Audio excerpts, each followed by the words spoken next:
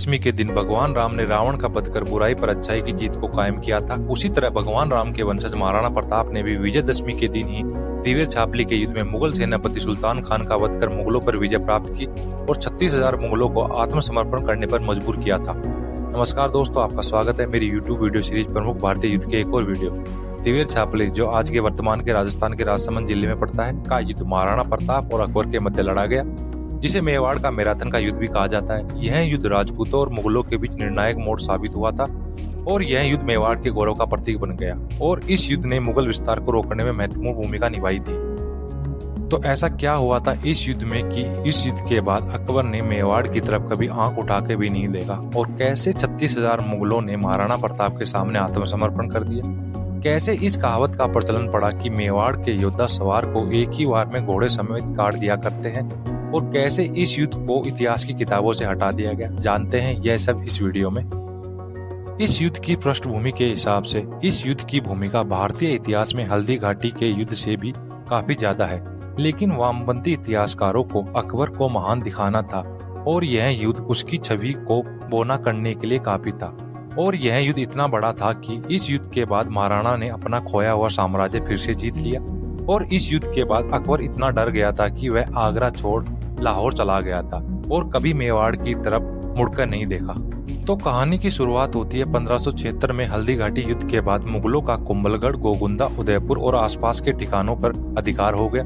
पर हल्दी घाटी युद्ध में अपनी हार से क्रोधित होकर अकबर ने महाराणा को पकड़ने या मारने के लिए 1577 से 1582 के बीच करीब 1 लाख सैनिक मेवाड़ भेजे, पर अकबर ना ही महाराणा को पकड़ पाया ना ही मेवाड़ पर पूरी तरह से अधिकार कर पाया और हल्दी घाटी युद्ध के बाद भी मेवाड़ में महाराणा की मुद्रा का ही चलन था और सारे कर भी महाराणा के नाम से ही वसूले जाते थे। दरअसल हल्दी घाटी के युद्ध से निकलकर महाराणा प्रताप अपने परिवार व सैनिकों के साथ जंगलों में रहने चले गए थे और अक्टूबर 1576 को अकबर खुद गोगुंदा पहुंचा और उसके बाद उसने आसपास के इलाकों में 36 स्थानों पर मुगल थाने तैयार करवाए ताकि महाराणा को घुटनों पर लाया जा सके, जिसमें से 4 प्रमुख थाने थे। दिवेर सबसे बड़ा व सबसे सुरक्षित थाना, देवल, देवारी और देसुरी। इन सभी से मुकाबला करने के लिए महाराणा ने मुगलों पर छापेमार युद्ध करना शुरू कर दिया। हल्दी घाटी के बाद महाराणा के पास लगभग 7,000 सैनिक बचे हुए थे तथा जंगलों में भील और गैरासिया जनजाति के लोगों के साथ मिलकर मुगल सैनिकों के मन में खौफ पैदा कर दिया था। इसलिए इतिहासकार गोपीनाथ शर्मा के अनुसार छापामार युद्ध की वजह से मुगल सैनिक मेवाड़ में कैद होकर रह गए थे और अकबर ने महाराणा को पकड़ने के लिए 6 सैनिक अभियान मेवाड़ भेजे, जिसमें से मुगल सेनापति शाहबाद खान ने कुंभलगढ़ पर 1577, 1578 और 1579 में 3 बार आक्रमण किया, पर किसी भी अभियान में अकबर को कामयाबी नहीं मिली। एक बार महाराणा अपने परिवार के साथ जंगली अनाज और पत्तियों की रोटी बनाकर खा रहे थे। जंगल में कुछ भी मिलना मुश्किल था, इसलिए कुछ रोटी एक दिन खाकर बाकी अगले दिन के लिए बचा दी जाती थी। एक रोज जैसे ही राणा ने निवाला मुंह में डाला, उन्होंने अपनी बेटी चंपा की चीख सुनाई दी। उन्होंने देखा कि एक जंगली जानवर बेटी के हाथ से रोटी छीनकर भाग गया। अपनी छोटी बेटी चंपा की चीख सुनकर कहते हैं राणा को इतनी वेदना उठी कि उन्होंने अकबर के सामने हथियार डाल देने का फैसला किया, पर वे मजबूती से मेवाड़ के लिए डटे रहे। यह खबर अकबर तक पहुंची तो उन्होंने बीकानेर के राजकुमार पृथ्वीराज को इस खबर की सच्चाई पता करने उनके पास भेजा। तब पृथ्वीराज ने एक कविता के रूप में संदेश महाराणा के पास भिजवाया, जिसमें लिखा था, अगर महाराणा प्रताप अकबर को बादशाह मानेंगे तो उस दिन सूरज पश्चिम से उगेगा। आगे पृथ्वीराज ने लिखा कि अगर महाराणा भी राजपूतों की आन नहीं रख पाए तो हम सभी को अपना सर शर्म से झुका लेना चाहिए। पर महाराणा ने इस कविता का जवाब देते हुए लिखा, जब तक सांस में सांस है ईश्वर इस बात का साक्षी है कि प्रताप अकबर को सिर्फ तुर्क कहकर बुलाएगा और सूरज वहीं से निकलेगा जहां से रोज निकलता है। इसी बीच 1580 में महाराणा के पुत्र अमर सिंह ने उदयपुर के पास शेरपुर पर हमला कर अब्दुल रहीम को हरा दिया और इस हमले में अब्दुल रहीम की बेगमों को गिरफ्तार कर लिया था।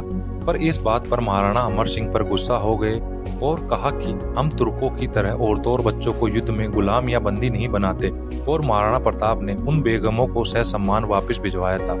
और जब महाराणा को अकबर का मुकाबला करने के लिए वित्तीय सहायता की आवश्यकता पड़ी ताकि एक बड़ी सेना का गठन कर अकबर को चुनौती दे सके, तब महाराणा के मंत्री व मेवाड़ के प्रधान सेनापति भामाशाह और ताराचंद आगे आए। दरअसल मालवा गुजरात जाने का प्रमुख रास्ता था, क्योंकि मेवाड़ से महाराणा प्रताप की वजह से अकबर का सामान गुजरात नहीं जा पाता था। 1573 ईस्वी में अकबर ने गुजरात पर कब्जा कर लिया था और मुगलों के लिए सूरत बंदरगाह खुल गया था। यहीं से जहाजों के जरिए भारत का खजाना और लोग खलीफाओं के पास भेंट के रूप में भेजे जाते थे। एम.ए. खान अपनी पुस्तक इस्लामिक जिहाद में लिखते हैं कि पैसे और संसाधन जो भी भारत के गैर मुस्लिम लोग बनाते या कमाते थे, उनको ये जिहादी मुस्लिम, जिसमें बाबर, अकबर, औरंगजेब जैसे यहाँ के लोगों से छीनकर इस्लामिक खलीफा जो दमकस जो सीरिया है, बगदाद, कायरो जो मिस्र है और मक्का मदीना में उनके खजाने भरते थे ताकि उन्हें इस्लामी जगत में इज्जत मिल सके। जब मुगल मालवा के रास्ते सूरत जाते तब भामासा और मेवाड़ की सेना उन्हें लूट लेती थी। ऐसे ही छापामार अभियानों के जरिए लगभग 3 साल के वक्त में 2.5 लाख रुपए और 20,000 सोने के सिक्के जमा कर लिए गए थे और महाराणा प्रताप को यह रकम दे दी गई थी। भामासा और ताराचंद न होते तो महाराणा प्रताप भी इतिहास के पन्नों में कहीं गुम हो जाते। इस आर्थिक सहायता से महाराणा ने 40,000 सैनिकों की एक बड़ी सेना तैयार की और महाराणा ने कुंभलगढ़ और मदारिया के मुगल थानों पर आक्रमण कर उन पर अपना अधिकार स्थापित कर लिया और फिर अरावली की पहाड़ियों में स्थित मनकियावास के जंगलों में दिवेर पर आक्रमण करने की रणनीति बनाई।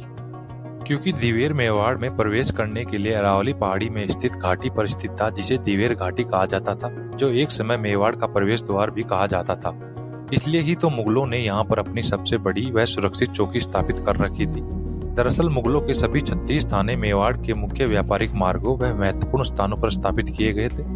इसलिए महाराणा ने सोचा कि अगर दिवेर को जीत लिया जाए तो मेवाड़ पर फिर से उनका अधिकार स्थापित हो जाएगा और दिवेर पर हमला करने से पहले बिहड़ जंगल, भटका भरे पहाड़ी रास्तों, भीलों, राजपूत, स्थानीय निवासियों की गोरिल्ला सैनिक टुकड़ियों के लगातार हमलों और रसद हथियारों की लूट से मुगल सेना की हालत खराब कर रखी थी। अब बात करें इस युद्ध की तो 16 सितंबर 1582 को विजयदशमी के दिन महाराणा प्रताप ने दिवेर थाने पर आक्रमण करने का फैसला किया। प्रसिद्ध संत योगी रूपनाथ और इष्ट माता चामुंडा का आशीर्वाद लेकर महाराणा प्रताप अपनी सेना के साथ युद्ध करने निकल पड़े।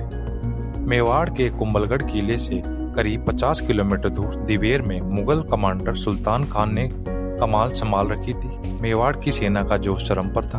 महाराणा ने अपनी सेना को 2 हिस्सों में विभाजित किया। एक टुकड़ी का नेतृत्व महाराणा खुद कर रहे थे और दूसरी टुकड़ी का नेतृत्व उनके पुत्र अमर सिंह कर रहे थे।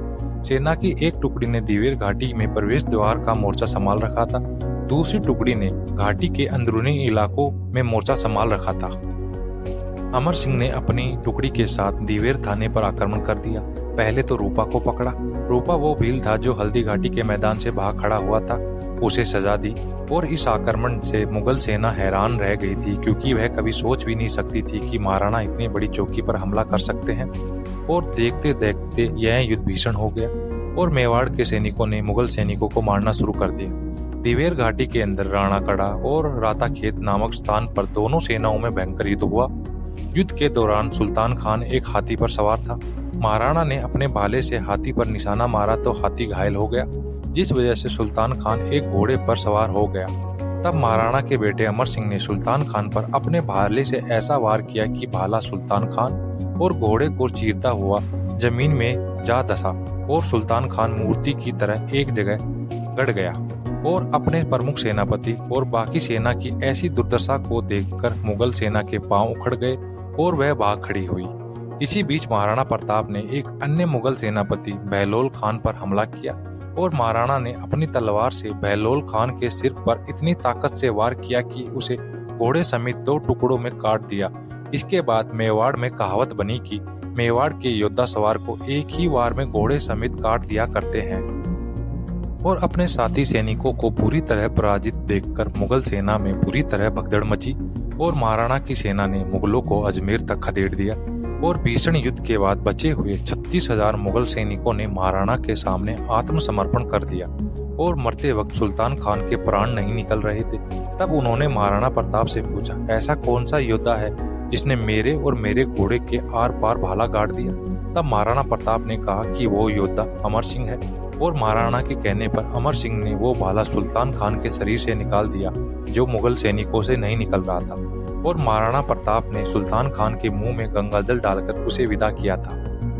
अब बात करें इस युद्ध के परिणामों की तो इस युद्ध ने अकबर और मुगलों का मनोबल बुरी तरह से तोड़ दिया। मुगल सैनिक मेवाड़ को छोड़कर अजमेर की ओर भागने लगे और सभी 36 चौकियों पर महाराणा ने एक ही दिन में कब्जा कर लिया। यहाँ तक कि मुगल कुंभलगढ़ का किला रातों रात खाली कर भाग खड़े हुए और महाराणा ने गोगुंदा, कुंभलगढ़, बस्सी, चावड़, जावर, मदारिया, मोही जैसे प्रमुख ठिकानों पर फिर से कब्जा कर लिया। और इस युद्ध के बाद अकबर ने कभी भी आंख उठाकर मेवाड़ की तरफ नहीं देखा। हालांकि 1584 में अकबर ने एक आखिरी हमला जगन्नाथ कछवा के नेतृत्व में मेवाड़ पर करवाया था, पर वह भी सफल न हो सका। इस युद्ध के बाद महाराणा ने अपना अभियान जारी रखते हुए चित्तौड़गढ़ और मांडलगढ़ को छोड़ मेवाड़ के सभी ठिकाने व दुर्गों को स्वतंत्र करवा लिया था। यहाँ तक कि मेवाड़ से गुजरने वाले मुगल काफिलों को भी महाराणा को कर चुकाना पड़ता था। दिवेर के पास मेवा का मटरा, जो इस युद्ध का एक स्मारक है, जो मुगलों के खिलाफ महाराणा प्रताप की इस ऐतिहासिक जीत का प्रतीक है। पर यह युद्ध हमारी इतिहास की किताबों और सार्वजनिक चर्चाओं से गायब है, क्योंकि वामपंथी इतिहासकारों ने अपने व्यक्तिगत हित के लिए और अकबर को महान साबित करने के लिए इस युद्ध को किताबों में जगह नहीं दी और जहां जगह मिली वहां से गायब करवा दिया, ताकि हमारे इतिहास को छुपाया जा सके। क्योंकि इस युद्ध की हार की वजह से अकबर के महान होने की छवि काफी खराब हो जाती, इसलिए आज तक इस युद्ध को हम कहीं ज्यादा पढ़ नहीं पाते या इस युद्ध का कहीं ज्यादा वर्णन नहीं मिल पाता, और जो वर्णन मिलता है वो भी अंग्रेजी इतिहासकारों की किताबों में कहीं कहीं मिलता है। अंग्रेजी इतिहासकारों ने इस युद्ध को हल्दी घाटी का दूसरा भाग बताया है, जबकि कर्नल जेम्स टॉड ने इसे मेवाड़ का मैराथन का युद्ध बताया है। तो आज के वीडियो में इतना ही, मिलते हैं नेक्स्ट वीडियो में। धन्यवाद। जय हिंद, जय भारत। वीडियो को लाइक करें, शेयर करें और प्लीज चैनल को सब्सक्राइब करें।